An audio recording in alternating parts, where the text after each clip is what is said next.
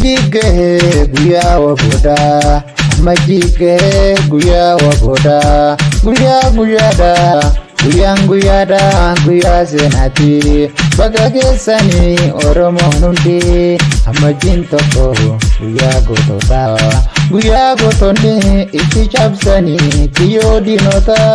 yaadachuu qabna nuti dirqama amajjiin tokko guyyaa waboota amajjiin tokko guyyaa gootota guyyaa gootonni itti cabsanii kiyyoo diinota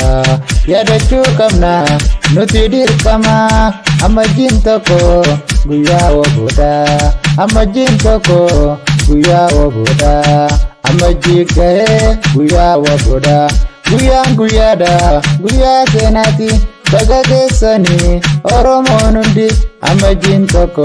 guyyaa gootota guyyaa gootonni